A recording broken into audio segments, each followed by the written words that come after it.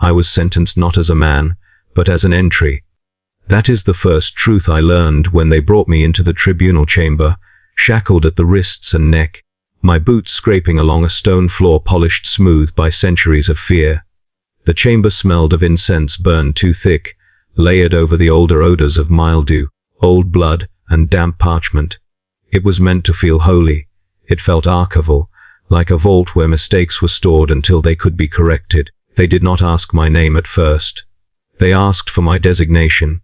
A scribe in grey robes leaned over a lectern, quill scratching like a rat's teeth, and read aloud a string of numbers and labor codes that I recognized as myself only because I had been punished under them before. Each code carried weight missed quota, insubordinate posture, failure to chant the morning catechism with sufficient fervor. Nothing dramatic, nothing heroic, just erosion, the slow crime of being inadequate. I stood in a marked square on the floor, its paint worn thin by the souls of others who had stood where I stood. I could feel the outline through my boots, a boundary meant to keep me contained, centered, quantified. Servo skulls hovered above, lenses whirring softly as they recorded every tremor in my hands. The air was warm, stifling, as if the room itself were breathing down on me, waiting. The verdict was never in doubt. That was another lesson. Trials like this were not about discovery, but confirmation. The scribe read each infraction in the same tone one might use to inventory bolts or rations. When he reached the end, he paused only long enough to let the silence settle like dust. Then he stamped the parchment. The sound echoed louder than any gunshot I had ever heard. Sentence, he intoned, and the word felt like a nail driven into wood. Correction by summary execution, to be carried out immediately. Ledger to be amended. That was it. No condemnation, no hatred. Just procedure. I felt a strange calm then. The kind that comes when fear has nowhere left to go.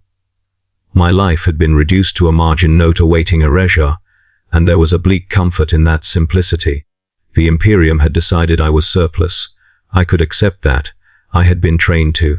They turned me to face the firing alcove, a recessed archway where the wall was darker from years of discharge and ritual cleaning. I noticed details I had never cared about before. The hairline cracks in the stone, the faint scorch marks layered like palimpsests of past deaths, the drain cut into the floor that angled away toward somewhere unseen. I wondered how many names had flowed down that channel, dissolved into runoff. The squad was already assembled, boots aligned with religious precision. Their rifles were held at rest, but their faces were rigid, eyes forward. They did not look at me. That, too, was policy. You do not acknowledge the condemned. You do not let them be human. A robbed official stepped forward to read the final invocation, his voice oily with sanctified phrases. I half listened, my thoughts drifting to irrelevant things, the taste of recycled water, the ache in my shoulders from endless shifts, the sound of factory bells marking hours that no longer mattered. I was thinking about nothing when it happened. There was a pause. It was subtle, almost imperceptible. The invocation faltered, just for a heartbeat. I felt it more than I heard it, like a change in pressure before a storm. Someone had not spoken when they were meant to. The machinery of my death, so well oiled and inevitable, had caught on something. I looked up. The Commissar stood at the edge of the chamber, black-coated, cap-brim casting his face in shadow. I had not noticed him before. That alone was terrifying. Commissars did not need to announce themselves. Their presence was assumed, like gravity. He held a data slate in one gloved hand, my slate, its surface glowing faintly with my accumulated failures. His eyes moved, scanning. Not me, never me, but the slate. Lines of text reflected faintly in his pupils. He was reading, weighing, calculating. I could see the tension in his jaw, the way his fingers tightened slightly around the edge of the device. It was the look of a man confronting an irregularity. The chamber waited. No one spoke. The scribe froze mid-breath.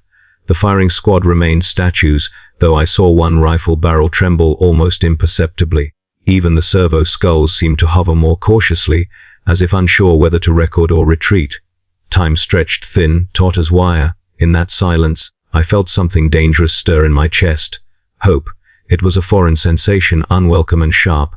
I crushed it down instinctively. Hope was not authorized. Hope led to disappointment, and disappointment led to infractions. I had learned that early. The Commissar cleared his throat. "I will review this entry," he said. His voice was not loud. It did not need to be. It carried the weight of authority, unchallenged, unquestionable. The scribe bowed his head immediately, fingers hovering uselessly over parchment, now rendered provisional. The invocation official stepped back, confused but obedient. I did not understand what was happening. Review was not mercy. Review was delay. Delay was dangerous. Delays implied discretion, and discretion was rare, almost heretical in its own way.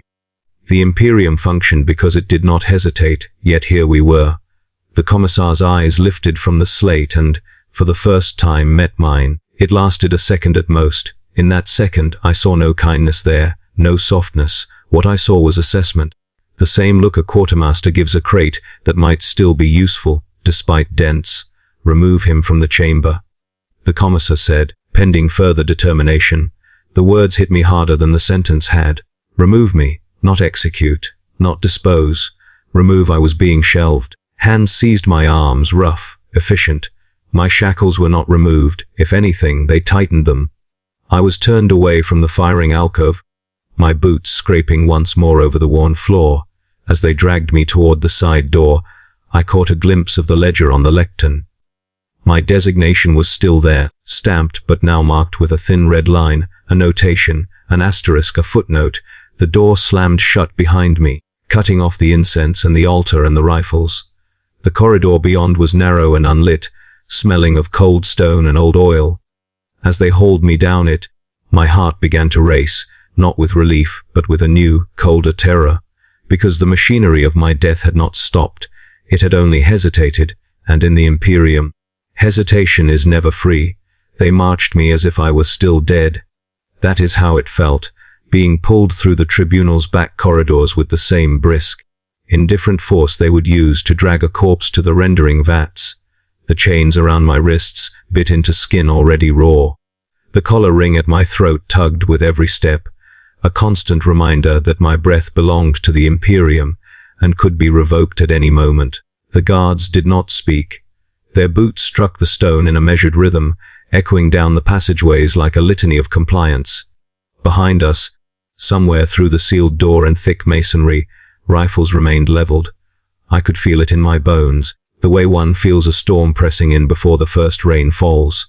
The firing squad hadn't been dismissed. Not really.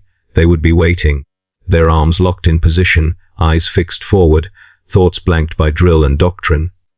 Holding the moment of my death in suspension, as if the Imperium itself were holding its breath, the corridor smelled of damp paper and machine lubricant. Thin cables ran along the walls like veins, pulsing with faint power light. Every few meters, a votive alcove held a guttering candle and a wax-smeared icon of a faceless saint.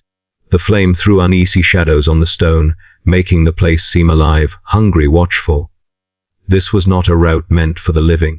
It was a service passage for the condemned, a bureaucratic artery between judgment and disposal. We stopped at a steel door stamped with warning sigils and an embossed seal. One guard pressed his palm to a scanner. It chirped, then coughed out a strip of paper stamped with authorization codes. The other guard tore it free, checked it against a data slate, and nodded once. Even here, even with me still breathing, procedure was sacred. Mercy, or whatever this was, had to be processed. Inside was a holding room, bare stone, a grated floor drain. A single bench bolted to the wall. The air was colder than the corridor, and it carried the stale tang of disinfectant, so strong it made my eyes water. It was the smell of preparation, not comfort. A smell meant to erase traces. They shoved me down onto the bench. My back hit the stone hard enough to jar my teeth. One of them tightened my wrist chains to a ring in the wall, not because I might run, but because tightening was what guards did. It was their only language. The door closed with a sound like a verdict. For a while, I sat there and listened to my own breathing. It was loud in the room, too loud, as if my lungs were committing an offense with every inhale. I tried to steady myself, to file my thoughts into neat categories the way the scribes did: fear, expectation, compliance. But my mind kept circling back to that pause, the Commissar's pause, the way time had bent around him, obedient as any soldier. Commissars were not men in my mind. They were roles given flesh. A black coat with a pistol beneath it, a voice that carried the weight of doctrine. They existed to ensure certainty, to excise doubt from the ranks with the finality of a bullet. And yet he had hesitated. I could not reconcile it. I still cannot. Not fully. Even now, when I replay that moment like a prayer I cannot stop reciting, it feels like a blasphemy the universe committed. A click at the door made me stiffen. The lock disengaged. The door swung inward. He entered alone. The Commissar filled the doorway the way smoke fills a room, quiet, unavoidable. His coat was immaculate, black fabric absorbing the weak light. The brim of his cap cut a hard line across his brow. A thin strip of purity parchment fluttered from his breast pocket, inscribed with tiny script too small for me to read, but large enough for the machine spirits to notice. His boots made no sound on the stone, but I felt each step anyway. In his hand was my file, not just the slate from the tribunal, an actual file. Paper sheets bound by wire, edges stained with sweat and grime, thick with stamps. My life had weight now. I hated that. My existence was heavy enough without being made literal. He stopped a pace from me and looked down. His face was pale, drawn tight by discipline. There were lines at the corners of his eyes that suggested he did not sleep often, or that sleep did not rest him when it came. His gaze was not cruel. That would have been easier. It was clinical, as if he were inspecting a tool. "You were slated for correction," he said, voice flat. I swallowed. My throat felt dry, as if the disinfectant in the air had leached moisture from my tongue. "Yes, Commissar." He opened the file. Paper rustled. The sound was obscene in the quiet room, like bones shifting. "You falsified quota markers," he said, reading. "You allowed a work shift to proceed without the proper canticles. You failed to report a seditious utterance." The last one made my stomach twist. It was the most dangerous kind of infraction, failure to denounce. The Imperium punished silence more harshly than speech. If you did not report treason, you were treason. I did not hear it clearly, Commissar. I lied, though my voice shook. He did not react. No anger, no surprise, just the steady turning of pages. "You are not a leader," he said. "Not an agitator, not a conspirator. You are tired." The word hit like a slap, tired, as if exhaustion were my true crime, as if the grind of the hive had worn my edges down until I no longer fit neatly into the machine. I stared at him, unsure what response was expected. Confession. Pleading. I had none of the proper words. He closed the file with a soft thud. "Do you know why this tribunal exists?" he asked. "To maintain purity," I said automatically. "To ensure the Emperor's will is reflected in the workforce." He nodded once, as if I had recited a line correctly. "It exists to remove variables," he said, "to reduce risk, to keep the system predictable." His gaze sharpened. "You are a variable?" I felt cold spread through my chest. The disinfectant smell suddenly seemed like rot. "I was," he corrected almost quietly. That was the moment I understood mercy in the Imperium. Mercy is not warmth. Mercy is not kindness. Mercy is delay granted by someone with the authority to reassign your suffering. He reached into his coat and produced a small stamp, a handheld thing of metal, heavy and worn at the edges. He pressed it to a sheet of paper, pulled from my file and stamped it once. The sound was soft, but it reverberated in my skull like the tribunal's stamp had. "Deferment," he said. "Conditional." He placed the paper on my knees. The ink was still wet, red, the color of official blood. At the bottom were signatures, his unmistakable, and another smaller one, cramped and hurried, countersigned, witnessed, approved. It was not a pardon, it was a rerouting. My hands trembled so badly the paper fluttered. "Why?" I heard myself ask. And the question was a sin the moment it left my mouth. The Commissar's eyes narrowed. For the first time, something like irritation crossed his face, not at my crime, but at my audacity. "Because a bullet is expensive," he said. I blinked. He leaned slightly closer, his voice dropping. "Because the hive is starving for labor. Because the munition shipments are delayed. Because there is war beyond these walls and the dead cannot fill quotas." He straightened again. "And because," he added, almost as an afterthought, "I have seen too many executions become rituals. Too many men die because the form requires it, not because the Emperor benefits." The room seemed to tilt. My breath caught. I did not know what to do with those words. They felt dangerous, like contraband thoughts. He must have seen it in my face, because his expression hardened immediately. "Do not mistake this," he said, sharp as a lash. "This is not forgiveness. This is assignment. You will work. You will repay your deficit. You will be useful." "Yes, Commissar," I whispered, outside somewhere beyond the holding room. I imagined the firing squad still standing in the alcove, rifles held steady, eyes forward, waiting for the command that never came. Their arms would ache. Sweat would gather under their collars. Their discipline would curdle into resentment, because they had been denied completion, denied the clean certainty of pulling a trigger, and that resentment, I realized, would now belong to me. He turned to leave. At the door he paused. Not the same pause as before, but a controlled halt, as if he were measuring whether one more word would be useful. "You will be escorted to reassignment," he said. "Do not speak of this." "As you command," I said. The door opened. The guards entered. Their eyes flicked to the paper on my knees, and I saw something there. Confusion, yes, but also anger, a tightness in their jaws. They had been prepared to kill me, prepared to resolve my existence with one clean action. Now they were made into carriers instead. They yanked me up. The chains clinked. I stumbled, catching myself before I fell. One guard muttered something under his breath, too low to hear, but the tone was clear. A curse for the spared. As they hauled me back into the corridor, I felt the weight of that red stamp like a brand. Mercy had arrived, and it felt like a clerical error destined to be corrected. Not by the tribunal, perhaps, but by the system itself, which hated irregularities and punished them with interest.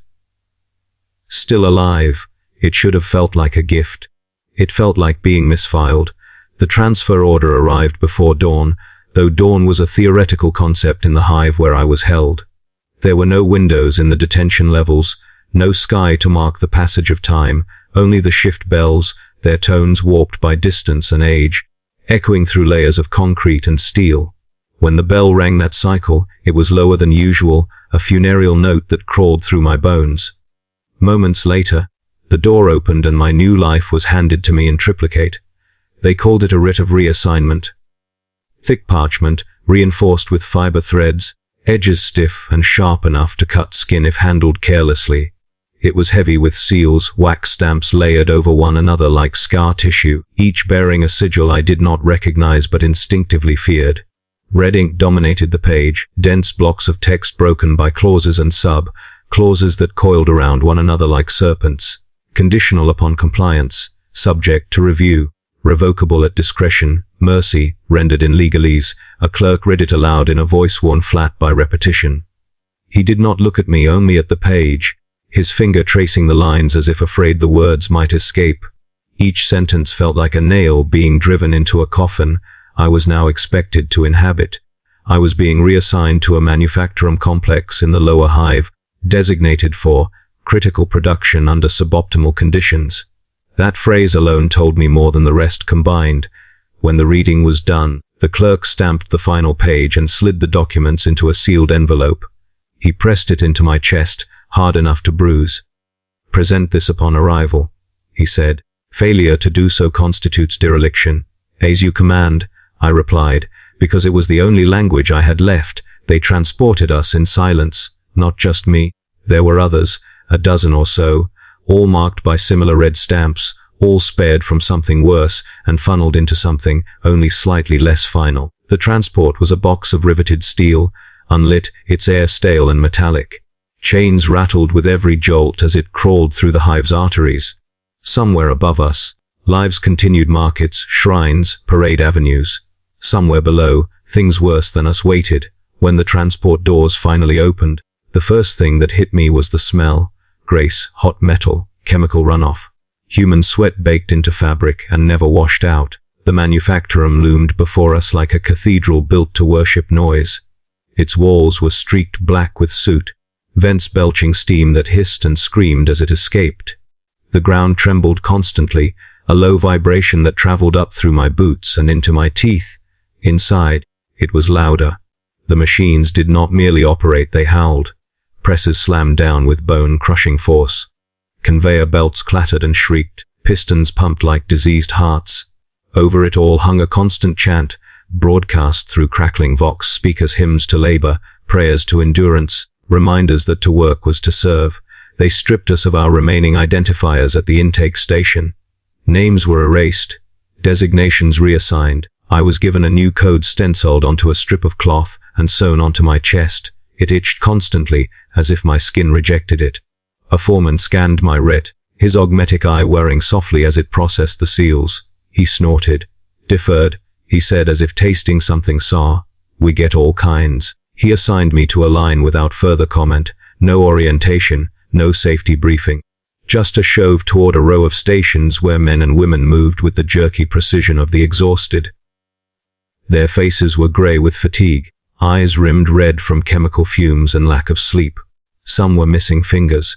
Some had augmetics so crude they sparked as they moved. None of them looked surprised to see me. My station was a press, a massive thing, its surfaces scarred and dented, its rhythm relentless. My task was simple: align components, pull the lever, clear the output. Over and over. The components were heavy, their edges sharp. The lever resisted with a force that punished hesitation. The output was hot enough to blister skin through gloves already worn thin. The quota was posted above the line in glowing numerals. It was impossible. That was the point. The foreman leaned in close, his breath smelling of recaf and old blood. "You miss quota," he said. "It's logged. You break a machine, it's logged. You collapse, it's logged. Everything gets logged." He tapped the data slate at his hip. "Logs go up. They always go up." Then he walked away, boots crunching over metal shavings. The first hours blurred together. My arms screamed, my back spasmed. Sweat poured into my eyes, stinging. The chant droned on, words blending into noise, noise into pain. I lost track of how many times the press came down, how many times I yanked my hands back just in time. I saw blood on the floor, some of it mine, some of it not, and yet, beneath the pain, there was a twisted sense of gratitude. Every pull of the lever was proof I was still alive. Every breath, however labored, was a defiance of the firing line that waited somewhere else for someone else. I found myself whispering thanks between clenched teeth, thanking the Commissar, thanking the red stamp, thanking the Imperium for finding a use for me. That gratitude did not last. By the end of the shift, my hands were shaking uncontrollably. I had missed quota by a wide margin. The foreman logged it without comment. A servo skull drifted by, recording my biometrics, its lens lingering on the tremor in my limbs. The chant shifted to an evening litany, praising endurance through suffering. I wanted to scream at it to stop lying. In the barracks, I collapsed onto a narrow cot bolted to the wall. The room was packed tight, bodies layered in exhaustion. The air was thick with the smell of unwashed flesh and machine oil. Somewhere, someone sobbed quietly. Somewhere else, someone prayed aloud, their voice hoarse and desperate. I stared at the ceiling, at the cracks that formed shapes I tried not to interpret. My muscles twitched, replaying the motions of the press, even in stillness. Sleep came in fits, haunted by the sound of stamping seals and slamming machinery. Days passed, or maybe weeks. Time lost meaning when measured only in shifts and quotas. My body adapted in small, cruel ways. Caluses split and reformed. Bruises yellowed and darkened. Pain became background noise, a constant hum like the machines themselves. Each day, I thanked the Commissar and cursed him in the same breath. Because mercy had not saved me. It had given me work until I broke. And the ledger, I knew, was still open. It did not take long for the others to notice. At first, it was only glances, quick, sidelong looks exchanged when they thought I was too busy to see. In the manufactorum, everyone watched everyone else, but there was a difference between vigilance and curiosity. This was the latter, edged with something sharper. My designation strip marked me as deferred, the red thread woven into its edge, unmistakable to those who had learned to read survival in fabric and scars. Deferred meant spared. Spared meant judged and found useful. Useful was a dangerous word. Whispers followed me down the line. Not words I could hear clearly. No one was foolish enough for that. But the sound of breath carried just far enough, the way silence would fall when I stepped too close. I felt it most in the barracks, where bodies lay packed together like inventory, each person guarding their small ration of rest. Eyes opened when I entered, closed only after I lay down. Sleep came harder there, under the weight of their attention. They wanted to know why I was still alive. In the Imperium, survival is suspicious. Death is expected. When someone escapes it, even temporarily, the assumption is not luck but favoritism. Favoritism implies corruption. Corruption spreads. Better to cut it out early. I tried to keep my head down. I worked my station. I met the quota as often as my failing body allowed. When I fell short, I accepted the logged infraction without complaint. I told myself that compliance would protect me, that if I became small enough, invisible enough, the attention would fade. It did not. One cycle, as I struggled to lift a misaligned component back into place, my hands slick with sweat and blood, someone bumped me hard from behind. The piece slipped. The press came down too fast. Metal screamed. I barely pulled my fingers free in time. Though one glove was torn clean through, the foreman was there instantly, his augmetic eye whirring as it focused. He said nothing about the shove, nothing about the near miss. He logged the delay. He logged my shaking hands. He logged the damaged glove as improper equipment maintenance. Later, in the barracks, I found the glove gone. Small things like that happened more and more. Tools misplaced, rations shorted, my bunk assigned to someone else, forcing me to sleep on the floor until a correction could be processed. Each incident alone was nothing. Together, they formed a pattern, a pressure that built day by day. You think you're special, someone muttered once, just loud enough to hear as I passed. I did not respond. Responding would be logged. The weight of the Commissar's mercy pressed on my spine heavier than any load I carried. It bent me forward, curved my shoulders inward, as if my body were trying to make itself smaller under an invisible burden. I felt it when I walked, when I worked, when I lay awake listening to the machine's thunder through the walls. Mercy had marked me, and the mark drew eyes. Every bruise was recorded, every stumble noted. A servo skull began to linger near my station more often than others, its lens humming softly as it tracked my movements. I could feel its gaze even when I did not look up, a cold mechanical attention that never blinked. Once, I caught my reflection in its polished casing, gaunt, hollow-eyed, a smear of grease across my cheek, and barely recognized myself. The quotas increased. No announcement was made. The glowing numerals above the line simply ticked upward, one increment at a time, until what had once been impossible became openly absurd. Others noticed it too. Their resentment sharpened, focused. I heard my designation hissed like a curse. You miss again, a worker beside me whispered, voice raw with exhaustion. And they'll take it out on all of us. I wanted to tell him I was trying. That my hands no longer closed properly. That my vision blurred at the edges from chemical exposure. That my chest burned with every breath. None of that mattered. Only numbers mattered. Only output. I pushed harder. I skipped rest cycles when I could, leaning against cold steel instead of lying down, afraid that if I slept too deeply, I might not wake in time for the shift bell. My dreams, when they came, were of stamping presses and red seals, of rifles held steady forever. One night, someone did not wait for whispers. I woke to pain blooming across my ribs, sharp and brief, stealing. A boot pressed down on my chest, pinning me to the floor. Faces loomed above me, indistinct in the low light, their expressions twisted by exhaustion and something like hunger. Why you? One of them demanded, voice shaking. Why did they let you walk away? I don't know, I gasped. It was the truth, and it sounded like a lie even to me. The boot pressed harder. Liar. A fist struck my jaw. Stars exploded behind my eyes. I tasted blood. Somewhere an alarm chimed, not loud enough to draw overseers, just enough to warn of rising noise levels. Enough. Someone else hissed. He's not worth it. He's already marked. The weight lifted. They melted back into the darkness of the barracks, leaving me curled on the floor, shaking. No one helped me up. No one logged the incident. It was unofficial, and therefore invisible. I dragged myself back to my bunk and lay there, staring at the ceiling, counting the cracks to keep my mind from breaking. My ribs ached with every breath. My jaw throbbed. And beneath it all was a deeper pain, a growing certainty. Survival had become a debt. Every extra day I lived accrued interest. Every breath added to the total. The Imperium had spared me, and now it would collect. Not all at once, that would be too merciful, but slowly, methodically, until the ledger balanced. I thought of the Commissar then. of his flat voice, of the red stamp. I wondered if he knew what his hesitation had purchased for me. If he would have cared. The chant echoed through the manufactorum, praising sacrifice, praising endurance, praising the virtue of suffering in silence. I lay there, bruised and bleeding, and understood at last mercy did not lighten the load. It made it heavier.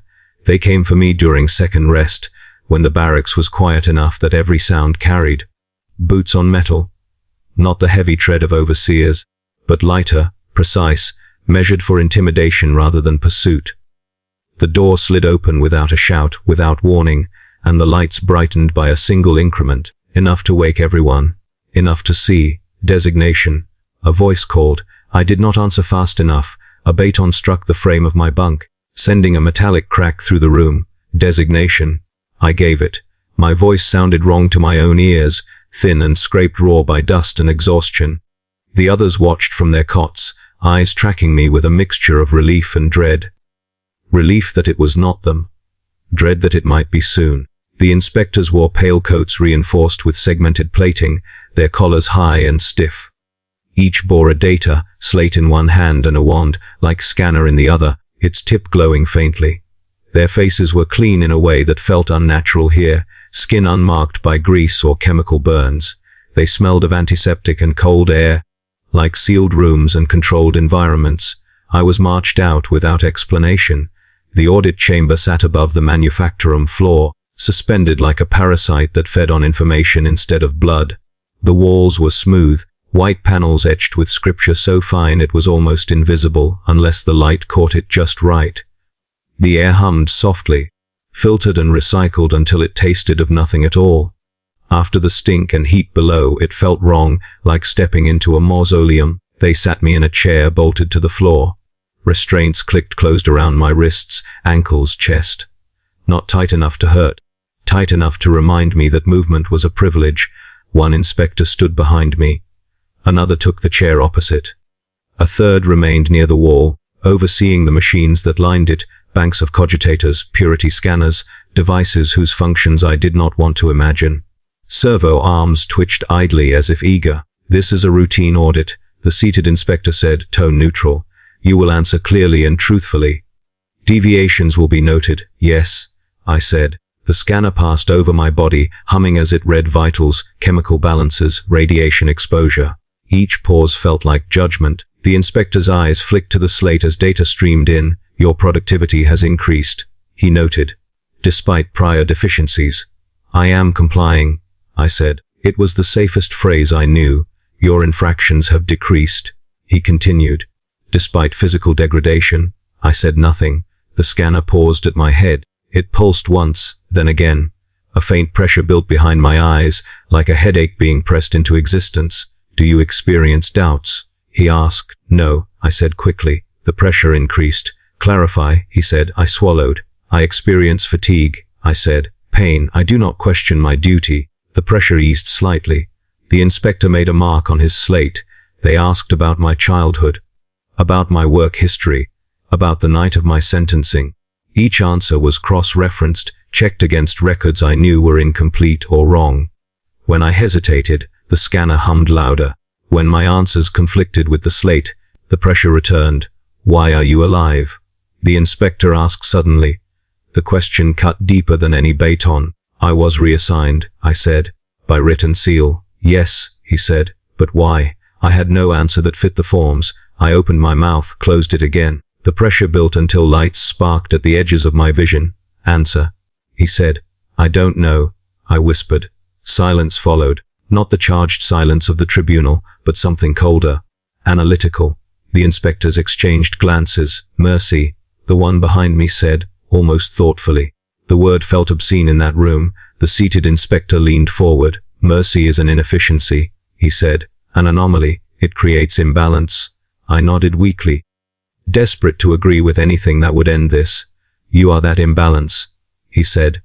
They examined my memories next. I did not know they could do that so easily. A crown of cold metal descended over my skull, its prongs brushing my temples. When it activated, the world fractured. Images surged up unbidden, the press slamming down, the red stamp bleeding into paper, the firing line frozen in place. My thoughts spilled out of me, laid bare and indexed. They lingered on the moment of reprieve, the pause. The Commissar's eyes lifting to meet mine. The scanner screamed. Pain tore through my head, white and blinding. I cried out despite myself, the sound strangled by restraints. Attachment detected. The inspector said calmly. Significance assigned to unauthorized figure. I didn't. I gasped. I don't revere him, I fear him. Fear is a form of emphasis, he replied. They logged it. Everything was logged. Hours passed, or minutes. Time dissolved into sensation, pressure, questions, the hum of machines. When they were finished, I sagged in the restraints, barely conscious. My throat burned from speaking. My mind felt flayed, raw and exposed. The seated inspector stood. Your loyalty metrics are acceptable, he said. For now. Relief fluttered weakly in my chest. However, he continued, and the word crushed it, your continued survival remains statistically inconsistent. He tapped his slate. Mercy has increased scrutiny. You are flagged for ongoing review. The restraints released. I nearly fell forward, catching myself with a shaking gasp. They did not help me up. As they escorted me back down to the manufactorum floor, I understood what had truly changed. Before, I had been a worker struggling to survive. Now, I was a question the system kept asking itself. And the Imperium hates unanswered questions. The chant resumed around me, louder than before, praising order, praising balance. I returned to my station with a splitting headache and the certainty that my reprieve had not saved me. It had only ensured I would be watched until the ledger could be corrected. The manufactorum began to fail in small, deniable ways.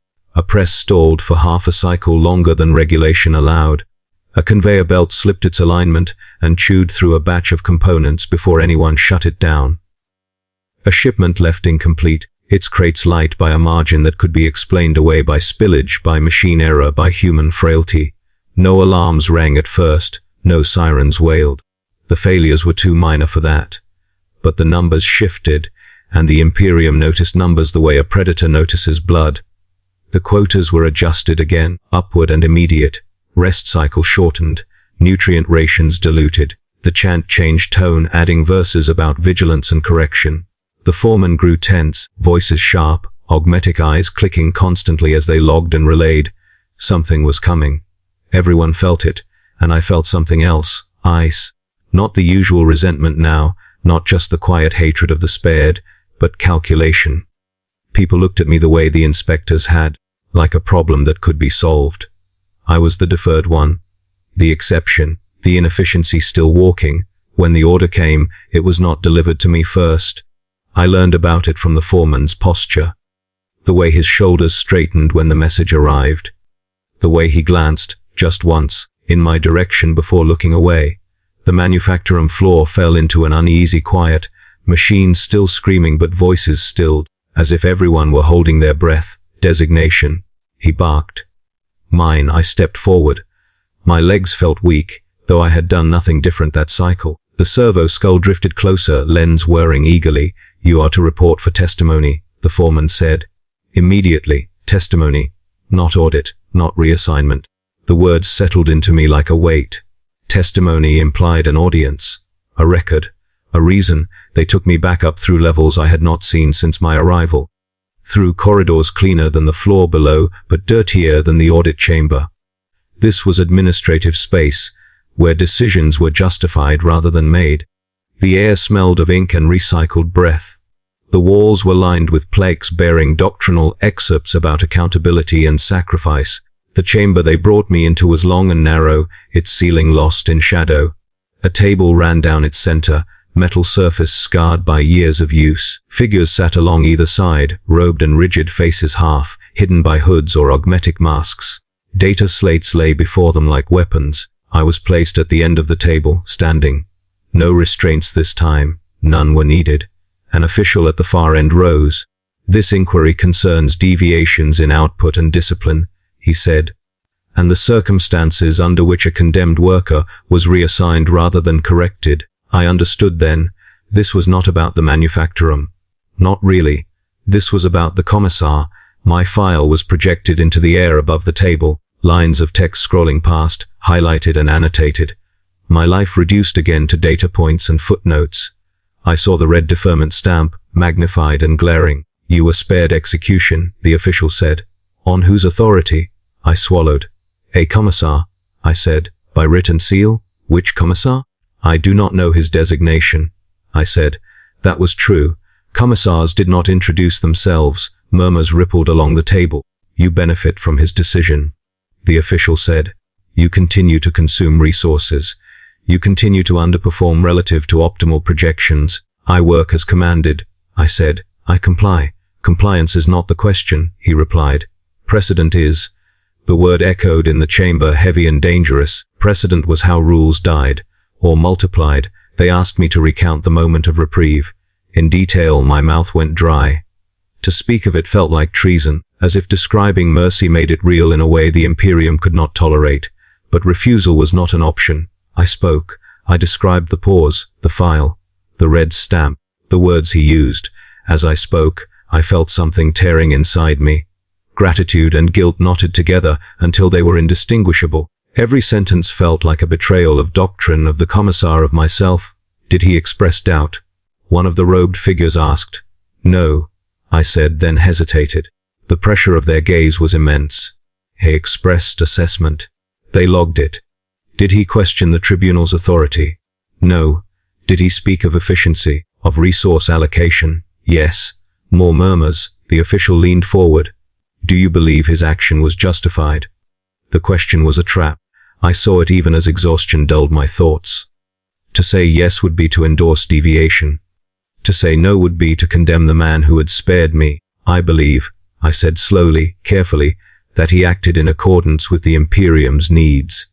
The room fell silent. They looked at me for a long moment, as if weighing whether that answer fit within acceptable margins. Somewhere, a quill scratched. A slate chimed softly. "Your belief is noted," the official said at last. "A's is your continued existence." I was dismissed without ceremony. No verdict announced. No resolution offered. As I was led away, I understood that the hearing had never been about truth. It had been about containment. About ensuring that mercy did not spread unchecked, that it carried consequences. Back on the manufactorum floor, the atmosphere had changed. Workers avoided my gaze entirely now. Fear had replaced resentment. Association with me had become dangerous. I was no longer just spared, I was implicated. That cycle, the quotas were lowered slightly, a concession, a signal, but the foreman's face was grim. "They need balance," he muttered, not looking at me. "They always do." I lay awake that rest period, staring at the ceiling, replaying the hearing in my mind. I realized then what my testimony had accomplished. I had become evidence, not evidence of mercy's virtue, but of its cost. And the Imperium, I knew, would not allow that cost to go unpaid. The ruling did not come to me directly. That was the first cruelty of it.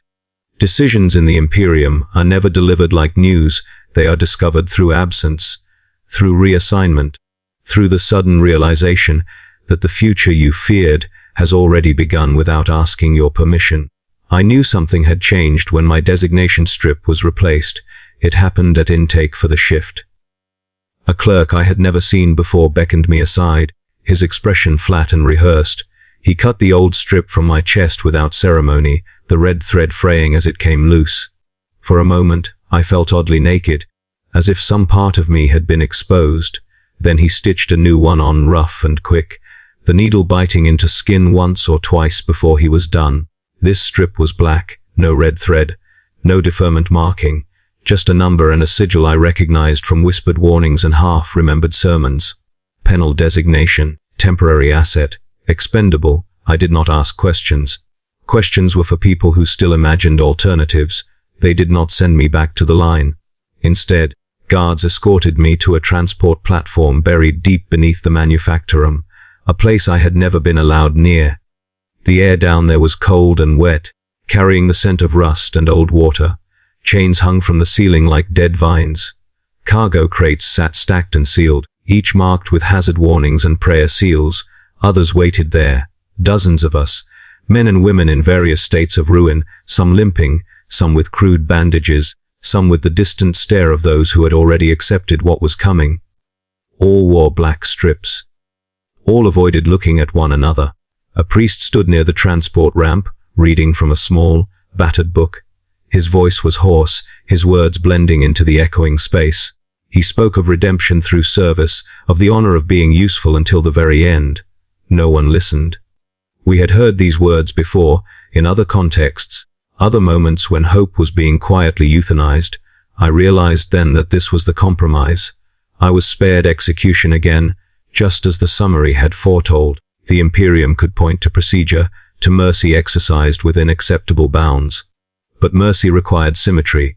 It demanded a counterweight. I was that counterweight. The transport was a slab-sided thing, armored and windowless. Inside there were no seats, only handholds welded to the walls and the floor marked with standing positions.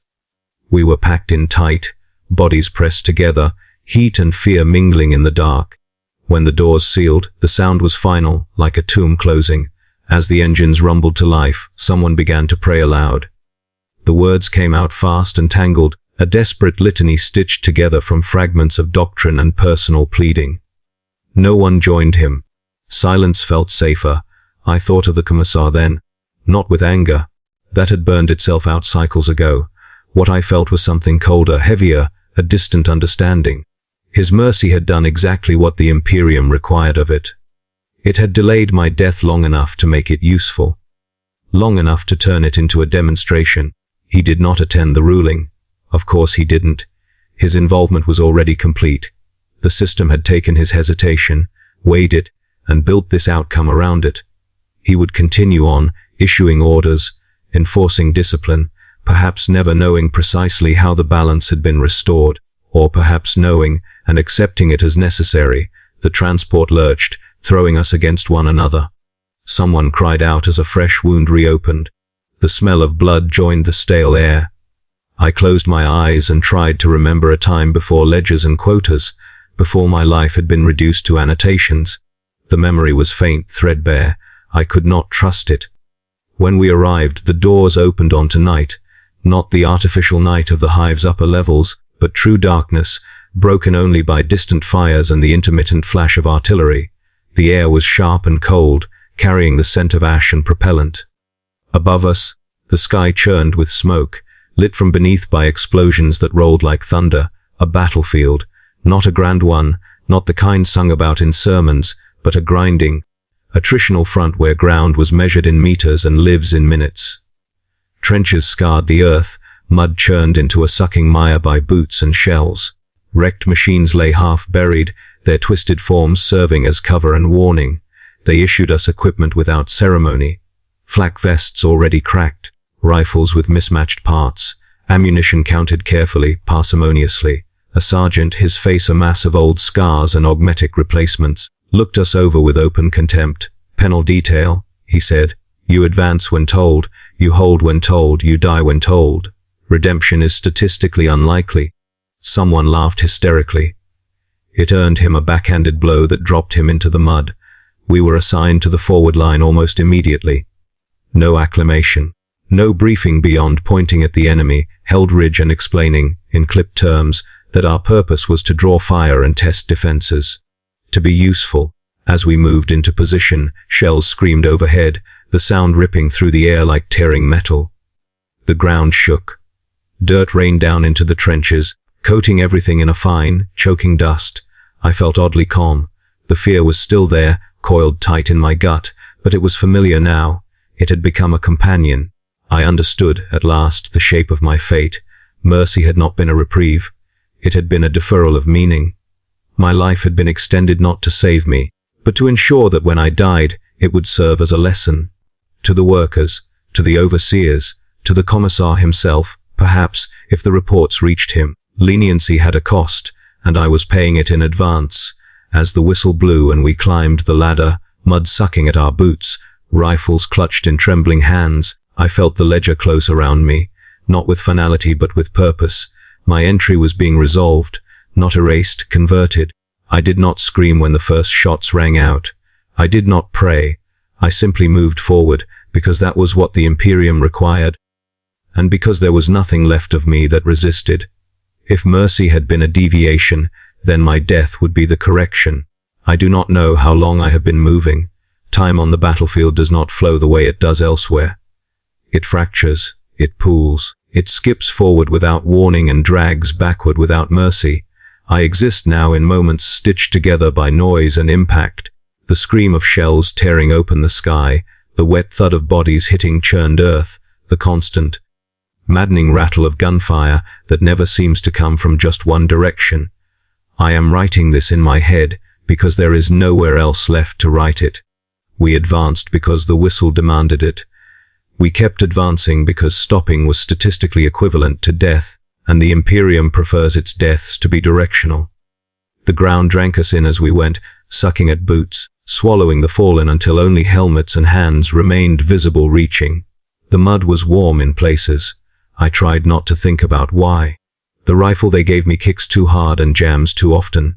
I clear it by muscle memory now, fingers slick with grime and blood that may or may not be mine. Around me, the penal line thins, not dramatically, not all at once. People simply stop moving, they fall, they disappear. Their absence becomes background. No one calls for Medikey, no one expects it. Orders crackle through Vox, beads filled with static and screams. Advance, hold, advance again. The ridge ahead flashes with muzzle fire, a jagged line of death that seems impossibly far away and terrifyingly close all at once. Each step toward it feels like walking into a ledger entry already written. I feel strangely detached from my body. Pain registers late now, dulled by shock and exhaustion. A burn in my side that pulses in time with my heartbeat. A numbness in my left arm that makes the rifle feel like it belongs to someone else. When I breathe, my chest rattles faintly. I know what that means. I log it internally, the way I was trained to log everything. Condition deteriorating. Functionality marginal. Usefulness ongoing. Around me, the Imperium's hymns blare from distant loudspeakers, distorted by damage and interference. The words praise sacrifice, praise duty fulfilled unto death. They promise that our names will be recorded, that our service will be remembered. I know better. Names are inefficient. Numbers endure. I think of the manufactorum. The heat, the screaming machines, the chant that never stopped. I think of the audit chamber, white and sterile, where my memories were peeled open and judged wanting. I think of the hearing, the long table, the way my testimony had been weighed not for truth but for consequence. And I think, finally, of the Commissar. Not as he was, standing in the tribunal with my file in his hand, but as a concept, a deviation vector, a moment where the system bent instead of breaking. I wonder if he ever received the final report, if he saw the neat summary explaining how balance had been restored, how the spared worker had been reassigned to a penal detail and expended in accordance with doctrine. I imagine the language would have been clean, reassuring. It would say that mercy had been accounted for, that its effects had been neutralized, that order had been preserved. A shell lands close enough to throw me to the ground. The impact steals my breath, drives mud into my mouth, my eyes. For a moment I am sure this is it, that this is where my entry ends. But I am still breathing, still conscious. The Imperium has not finished with me yet. I push myself up, coughing, spitting filth. My ears ring. The world swims, shapes move around me, silhouettes against firelight, friend, enemy. It barely matters now. Everyone bleeds the same in this light. I fire because my finger pulls the trigger. I reload because my hands remember how. There is no anger in it, no hatred, just compliance carried to its logical extreme. Somewhere to my right, someone is screaming for their mother. The sound cuts through everything. Through the shells, the hymns, the shouted orders. It is raw and unfiltered, a sound the Imperium has no category for. I feel something twist in my chest then, not hope, not fear, but recognition. That sound is what remains when everything else has been stripped away. It stops abruptly. We are ordered to hold position. I drop into a crater already half, filled with bodies, their forms contorted in ways that speak of sudden endings. I wedge myself between them, using their mass as cover. Their armor is cold. One of them still has a designation strip on their chest, black, like mine. I wonder if they were spared too. As I lie there, waiting for the next order or the next shell, I understand the final shape of my story. I was not punished for my crimes. I was punished for surviving them. Mercy was never meant to save me.